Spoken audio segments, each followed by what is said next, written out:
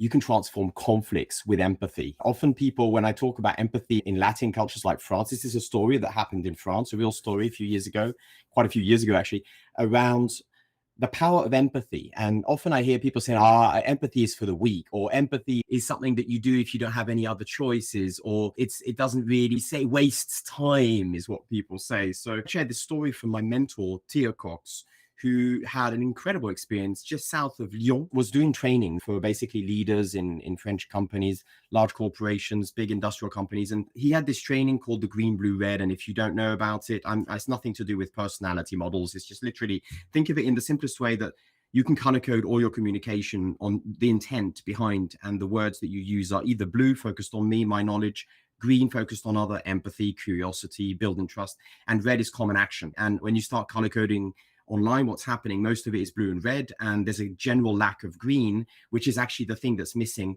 that helps people build trust and empathy. So that's like the really short version. And of course, there's much more to it. If you look at the color coding and you open it up on different levels, that's where it's coming from. So here we go. He was doing training, and this guy was actually very interested in the communication topic, but he just went to the training, went out, and then started to apply it. But he got stuck because there was a strike. They had undergone a big renovation where essentially all the buildings were being renewed, and control rooms where people were monitoring the operations of the factory were actually being renovated. Literally a couple of days after the renovation was completed, factory went on strike, complete lockdown. Loads of money was being wasted, and it was becoming a huge problem that they couldn't solve. They had meetings, they had the French unions are quite famous around the world for their ability to bring things to a halt. Théo at the time was living in the south in Nice. He gets a call in the morning and Théo, I need your help. I really need you to come up and help me. Can you come for 1 o'clock? Grab the train. I'll pay for it. Just come and help. So Théo goes on the train, arrives in Lyon, and gets a short briefing about the situation. The union is like about 20 different union representatives, highly hostile, waiting for the management to come for the next round of negotiation. And so he just gets thrown in, and the director introduces a couple of his key leader roles, and then walks him to the door of the room where the negotiation happens, opens the door, introduces him, and has the full powers for negotiating on my behalf, closes the door and lets him. And so imagine you arrive in a room of hostile people. You don't have really much knowledge of what's going on. You're there with the hat of a conflict mediator. And what do?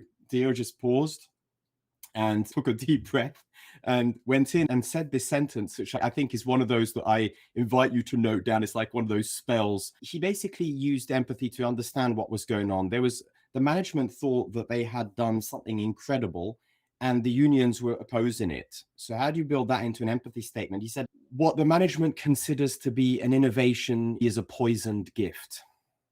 And suddenly everybody's, oh, yeah, exactly.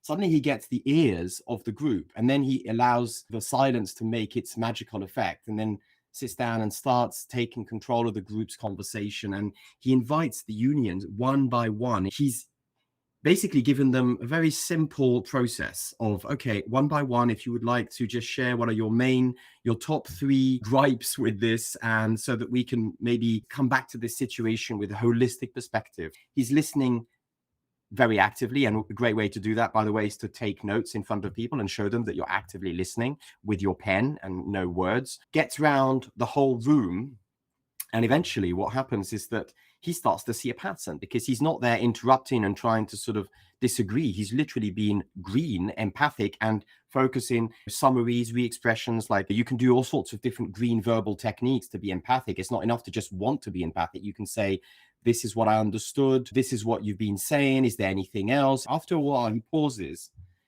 and he notices that all of them have mentioned so many things, but one in common element was something that seemed very trivial, which was actually that every single unit of that industrial complex had a control room, which had a coffee space beside. And the coffee space was actually, from the management's point of view, just a sort of detail.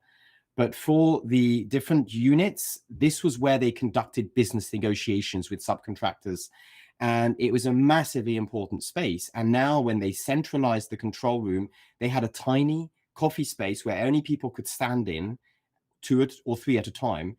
And the whole of these different units had no space to do contract negotiations with the coffee, which is what was going on in that culture. And therefore, they were really struggling to do their normal work.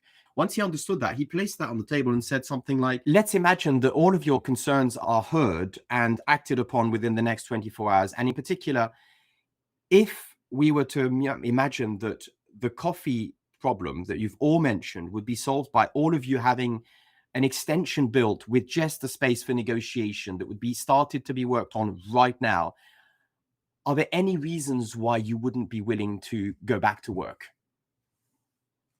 Silence. The whole room is stunned because they're so used to confrontation. I don't like, I want, and all the usual ritual conversations. It was just you could hear the crickets ring in the ears.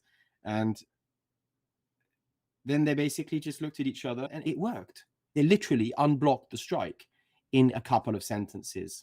It's often a misunderstanding is that people think that talking about others and being empathic is a form of weakness or low status. Actually, it takes courage. It takes practice. It's a very difficult thing to do because it requires us to step away from our individual egos and beliefs and judgments and still hold the space with that kindness that allows people to feel heard. My invitation to you after this is to try in your daily work this week, for example, to when you have a problem, when you have a conflict, whether it's an expressed conflict with words or whether it's just an internal conflict in your head, start from a credit of intention. Start from understanding that the other is not necessarily opposed with you, but they actually probably have a good reason. The sentence, you probably have many good reasons why you're striking, I just don't understand them. Could you please help me? Is also a sentence that he used. And I think that's one of the most simple and powerful spells you could use for helping to unlock a conflict, because ultimately everybody always has a good reason why they're in conflict. Have a great end of week and stay green, stay empathic and kind to each other.